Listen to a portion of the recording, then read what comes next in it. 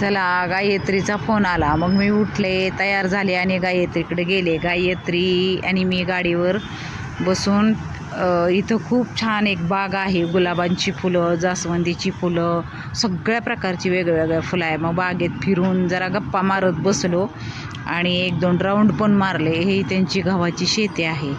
खरंच म्हणजे डोळ्याला पण बघायला हिरवगार निसर्ग, सौंदर्य, पशु पक्षी, सूर्य मावळायला लागला होता. मग गप्पा मारल्या बसून आणि बायका पण तिथं खूप फिरायला येतात.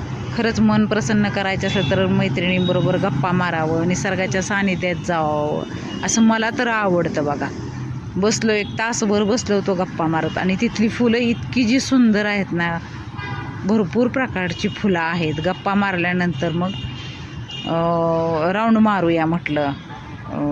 सूर्य इतका सुंदर असा मावळायला लागला होता ना, खरंच मला म्हणजे मावळलेला सूर्य खूप बघायला आवडतो. हे आहे मोहरीचं झाड. त्याची फुलं इतकी जी सुंदर पिवळ्या कलरची, खूपच छान.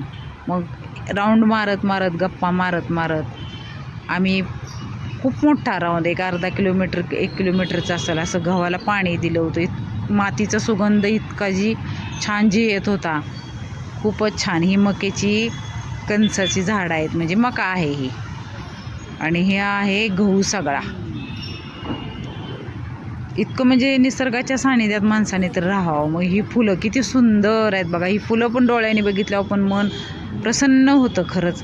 मग देवाला फुलं वाहिल्यानंतर देवाचं पण किती छान देवाला पण वाटत असेल आणि देव पण प्रसन्न होतो का नाही फुलं वाहिल्यानंतर. अशी फुलं बघून सुद्धा मला इतकं जे खरं आणि खूप आनंद झाला. आणि हा सूर्य, ही बाग आहे ही सगळी पूर्ण निशिगंधाची बाग आहे आणि तिथंच बायका ह्या सगळ्या जवळजवळ 25-30 बायका व्यायाम करतात. मग गायत्री म्हटली चल आपण गोव्यात पाणीपुरी खाल्ली होती, त्यामुळं खाल्लीच नव्हती त्याच्यावरती. मग चल म्हटली पाणीपुरी खाऊया. मी आणि गायत्रीने इतकी टेस्टी पाणीपुरी खाल्ली आणि खूपच टेस्टी होती. तुम्हाला व्हिडिओ आवडला असला तर लाईक, शेअर, सबस्क्राईब